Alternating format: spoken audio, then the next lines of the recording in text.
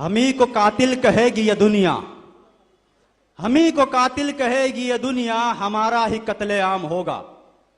हमी को कातिल कहेगी ये दुनिया, हमारा ही कत्लेआम होगा। और हम ही खोदते फिरेंगे, हम ही पे पानी हराम होगा। और मुझे तो डर लगता है कि इस सदी में, मुझे तो डर लगता है इस सदी में ऐसे ही हाल रहा तो ना कोई अब्दुल हमीद होगा, ना कोई अब्दुल कलाम होगा।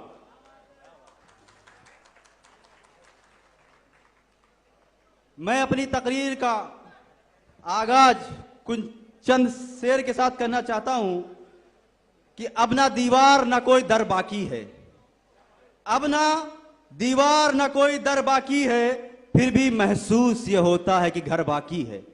अब ना दीवार न दर बाकी है, फिर भी महसूस ये होता है घर बाकी है। हार जाऊं कोई जंग ये मुमकिन नहीं, जब तक मेरी मां की दुआओं का असर बाकी है। मेरे भाइयों, आज की मुमरा सरजमी में हमारी पहली हाजिरी है। आज का ये जलसा, पब्लिक मीटिंग 15 तारीख को जो आज रखा गया है, मैं मुबारकबाद देता हूं आज इस प्रोग्राम के आयोजक आली जनाब सैयद पठान साहब को, जिन्होंने एक एक कार्यकर्ता को एक मंच पर लाने का काम किया। और ऑल इंडिया मजलिस इत्तेहादुल मुस्लिमीन को क्या क्या वादे, क्या क्या जुमलेबाजी की गई थी, लेकिन कुछ हुआ नहीं, कुछ होना जैसा लग भी नहीं रहा है। वजह खाली जुमलेबाजों की सरकार है और ये सरकार खाली आपको जुमलों में फंसाकर लूटने का काम करेगी।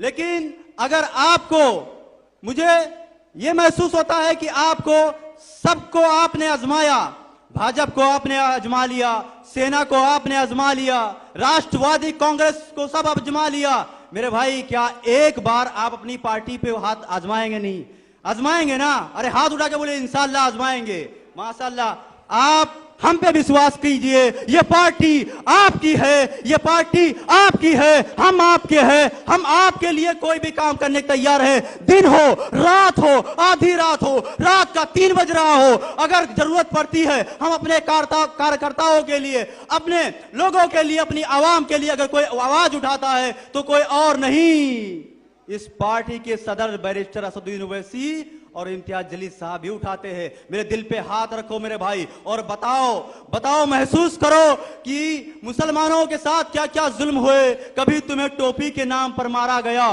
कभी दाढ़ी के नाम पर मारा गया। बताओ क्या क्या जुल्म हुए, कोई आवाज उठाया क्या? आज तक नहीं हुई। अगर कोई आपके बीच में आया है तो वो, उसका नाम बैरिस्टर असदुद्दीन ओवैसी साहब है। वो आपको लीडर बनने नहीं, आपको लीडर बनाने के लिए आए हैं, आपको हक दिलाने के लिए आए हैं। बताओ आए हैं कि नहीं आए हैं? हमारा, आपका, सबका यह मकसद है कि हमारी पार्टी ऑल इंडिया मजलिस इत्तेहादुल मुस्लिमीन की पार्टी, ये वो पार्टी है जो मजलूमों की आवाज उठाती है, मजलूमों की आवाज उठाती है और दबे कुचलों की आवाज उठाती है। लेकिन हमको, आपको यह चाहिए कि हम लोग सब मिलकर एकजुट, एक इकट्ठा होकर एक प्लेटफॉर्म पे आ जाए। और मैं मुमरा, मेरे भाइयों, मुमरा वासियों, आप बताओ हाथ उठाकर मुझे, मैं तो मालवनी से चल के आया हूं, इस उम्मीद के साथ आया हूं कि आप लोग बैरिस्टर असदुद्दीन ओवैसी के हाथों को मजबूत करेंगे। आप दोनों हाथों फिजाओं में लहरा कर बता दे कि मैं इंशाअल्लाह मजबूत करूंगा। लेकिन सुनो मेरे भाई, ऐसे मजबूत नहीं होगा ये हाथ।